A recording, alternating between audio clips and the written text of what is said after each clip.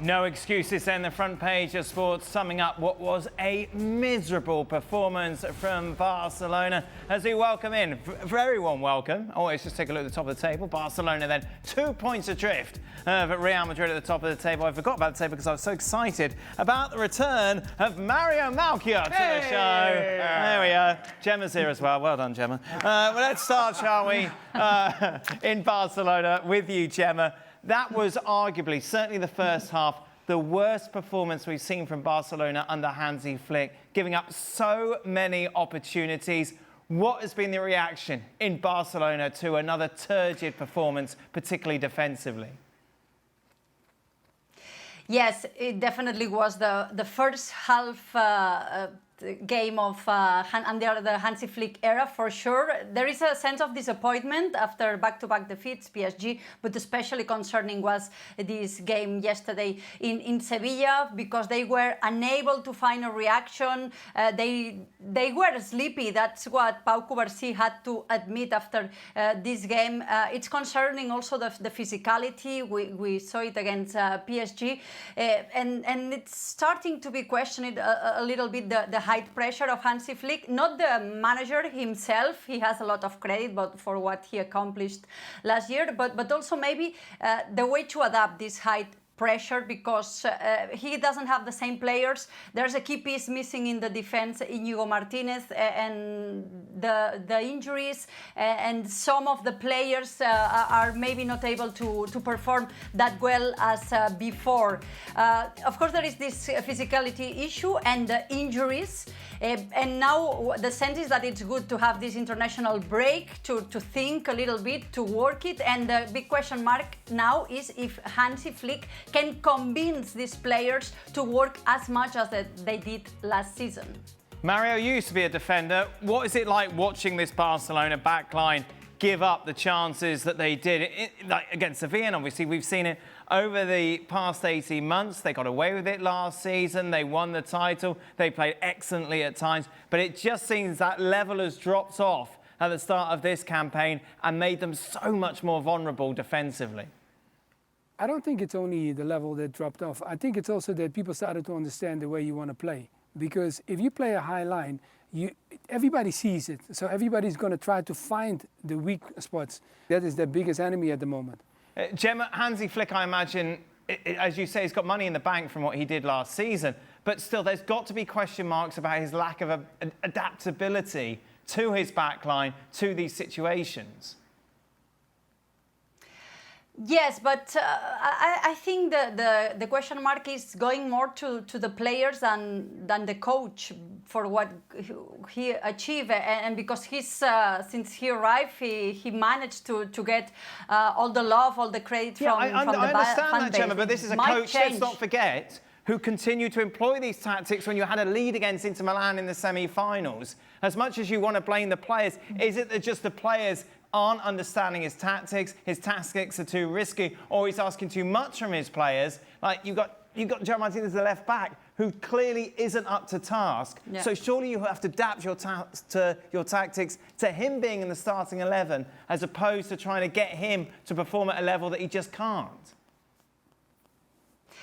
But the thing is that he tried a little bit sometimes. For example, in the second half against PSG, the last three changes he made, they were not offensive. This is usually what Hansi Flick would do, try to win the game, not go for the draw. The big problem is that Barcelona had a pre-season preparation as never before, because they didn't play the Clubs World Cup, and we thought that they would be much better at the beginning of this season, and we are not seeing this. Yes, there are injuries, but somehow it was an exceptional game too. I don't want to say that the temperature was an excuse in Sevilla, but it was so much hot for the change in Barcelona. That day, I come from Barcelona, it was raining cats and dogs, it's autumn weather here, so the shock at this early kickoff, I could see the players being like not very comfortable on the field. This is not an excuse. They are well aware. All the discussions after the game where we played awful, we need to improve. There was a meeting after the game. Hansi Flick got all the players before we had the chance to talk to them. And then the argument of all these players was, it's our fault, we need to improve. We know what is the problem. So we will see if Hansi Flick finds that click that he needs to adapt this system with a little variations to these players that are not the same as last season. Here's the problem. This ain't a one-off. No. The newspaper Sports said, sin excusas, Gemma is giving a lot of excuses for Barcelona. And in all honesty, to your point, Dan, it's not just a Sevilla game situation. It wasn't just a heat in the Sevilla game situation. This has been going on over the course of the season. And you go back to games like Levante, like Real Sociedad, playing against PSG, and watch the goals in those games, and then watch the goals that Sevilla score, and they're all the same. They're all the same type of play. To the point that Mario was making, you're not playing by yourself on the field. You're playing against other teams and other managers that are now adjusting to what you're doing. And now they have had time to prepare and figure it out. It's not me making it up. It's Matias Almeida saying it himself in the cooling break of the first half yesterday. In good old Spanish, he said to his players, toca, devolución y pasar, which is basically up, back, and through. Yes, yeah, I was going to say. Well, yeah, okay. I was waiting for that, Dan. It's up, back, and through, which is essentially what Mario alluded to. You play the ball to the striker, that ball gets dropped off, and now you're looking for the outlet on the other side from a deeper run. And it happens regularly. It wasn't just that they were giving up chances in the first half. They were the same chances, the same play, over and over and over and over again, and you did nothing to address it. That is the responsibility of the manager and the players on the field. Both of them get equal blame here. The players are interested in keeping this high line because that's what the manager says. The manager wants the players to keep this high line because that's what he says, but nobody presses the ball. And if you don't press the ball and it's a high line, there's space behind you, you're always going to find it. And it happens time and time and time again. And I have no idea how players of this experience, let me just say before I go on, Íñigo Martínez has all of a sudden become Franz Beckenbauer. Ballon d'Or, give it to him. Huh? Íñigo Martínez wasn't even going to play last year if it hadn't been for injuries. And now we're saying Íñigo Martínez is the difference between Barcelona being successful or not. He wasn't even going to play last year. He played because of injuries and happened to stumble into a good season or better season than what Ronald Araujo was having. We're not going to make Íñigo Martínez the reason as to why this team, or the absence of Íñigo Martínez, the reason as to why this team is not successful. It's people on the field got to take responsibility, and the coach on the sideline has to take responsibility. And more so than anything, how about you take a step back as a back line when there's no pressure on the ball? How about you do that first? Then we can talk about whether this is the right setup or not. See, that's the thing for me. Hansi Flick has to have a plan B here. A plan B in that everybody knows how you're going to play. But it worked for you so successfully last season because you were able to outscore the opponent, plain and simple. Was everyone working harder last season as well? I think opponents were adjusting to this high line. They got a little bit lucky, in occasions like Kylian Mbappe in the first Clásico. But then generally, you've been able to outscore the opponent. But no Rafinha, no Yamal on the park.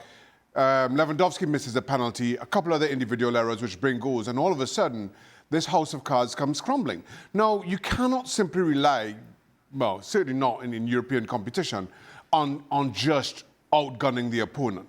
They will have a plan for you. They have good players. Maybe domestically, you're just more talented than everybody else, you can get away with it. And that, for me, while Hansi Flick came in, changed things at Barcelona, established a culture, now second season in, I expected to see a little bit more of an evolution of that. How do we play against? How do we cope with teams who are getting those third runners through? What's the plan B? And right now, Barcelona just do not have that. And if you throw in a couple of individual errors in there, you get a scenario like you saw yesterday. And it's interesting, Mario, obviously at Araujo, we know that he's not a favourite with Hansi Flick. That was evident last season. He comes in, not a good performance from him.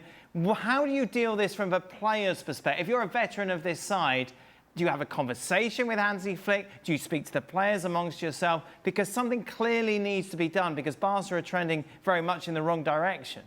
But the key thing for me now is that we highlighted is that when you don't have the forwards that are really quick, and I'm talking about a Yamal, a Rafinha, when they don't play in your team, every team that's going to play against you is going to put more pressure on your defense because you have no outlet. And then the other thing that he highlighted that he said about the young, Pedri, he said, yeah, they're tired, they're playing so many games. But don't forget, the PSG game, what they played prior to this game, had a lot of impact on them.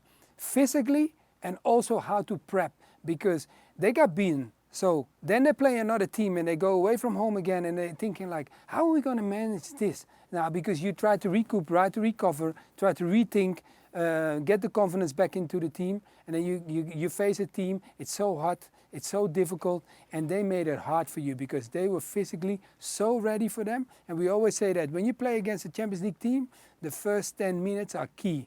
You got to make sure you make them know that I'm going to run really crazy at you. Meanwhile, that's what they did. Meanwhile, sorry, what's the latest on Lamine Yamal, Gemma?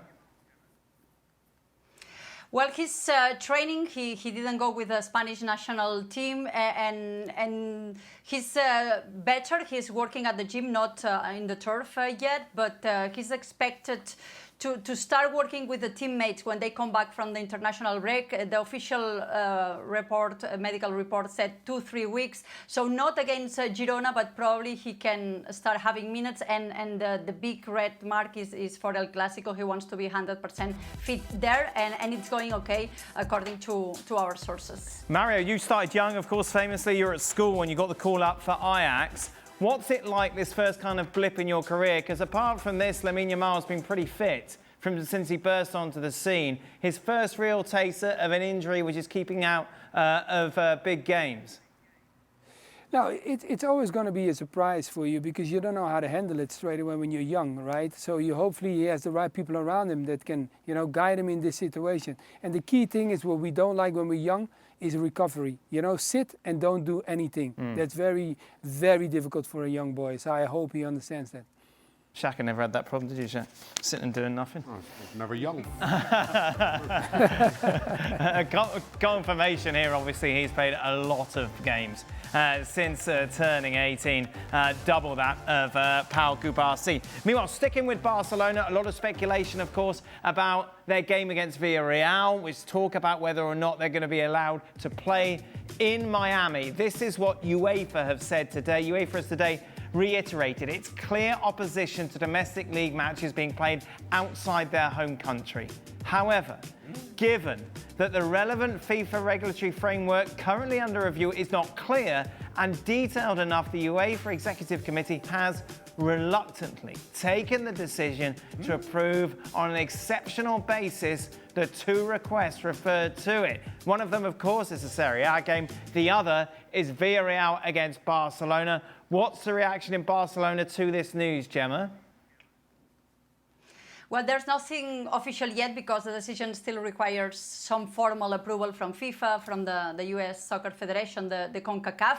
But I can assure you there's a sense of joy about this decision of UEFA because Barcelona have been trying to do this for over 5 seasons now. They are in a tricky money moment, so this is good for their money, for the financial problems, and also because this is an away game, so Barcelona considers it's not that bad for their fans. If we talk about the fan base, they are not that happy because Villarreal it's less than 3 hours drive from Barcelona, and they consider that this is not something very nice. But we have been hearing so much about this game that there is some sort of resignation amongst the fan base of Barcelona, and they somehow knew that at some point will be happening. And another happy man is is the president of La Liga, Javier Tebas. And this action by UEFA is seen as a final act. So Barcelona